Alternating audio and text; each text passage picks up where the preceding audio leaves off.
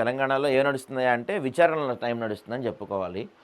So Harish రావుతో నిన్న భేటీ అయ్యాడు. ఏంది మరి ఏమడుగుతున్నారు, నిన్నేమడుగుతున్నారు, నేనేం చెప్పాలి, నాకు అసలే నాకు ఈగో, పరమ ఈగో, ప్రపంచ మేధావని, తోపుని, తురుముని నన్ను పట్టుకొని వాళ్ళు క్వశ్చన్ చేసే అంత పెద్ద మనుషుల వాళ్ళు, అంత ఉందా వాళ్ళకి అని పాపం ఎంతో ఆయన ఈగో హట్ అయి ఉంటుంది. కానీ ఏం జరిగిందంటే బాపు కేసీఆర్ కానీ చుట్టుపక్కల దెయ్యాలు, అదే నేను అనలేదండి దెయ్యాలండి, కవితమ్మ అంది కదా కేసీఆర్ చుట్టూ అందరు దెయ్యాలే అండి.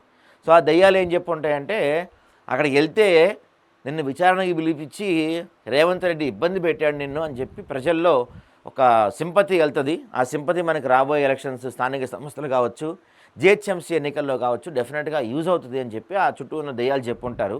సో అందుకని ఈ కమిషన్ విచారణకు వస్తే ఏదైనా సింపతి వర్కౌట్ అయ్యిద్ది అన్న దీంట్లో ఆయన వస్తున్నాడు తప్పించి నాకు తెలిసి ఇక్కడైతే ఏం జరిగేది ఉండదు. ఆయన కూడా నాకు తెలియదు, గుర్తులేదు, లేకపోతే ఇంజనీరింగ్ చేస్తే చెప్పాను, లేకపోతే ఇంకేదో చెప్తాడు ఆయన స్టైల్లో. అక్కడే ఎక్కడైతే విచారణ చేస్తున్నారో అక్కడే ఒక పవర్ పాయింట్ ప్రజెంటేషన్ కూడా ఇద్దామని ప్లాన్ చేసుకుంటున్నాను నేను. మరి చూడాలి మనం అయితే.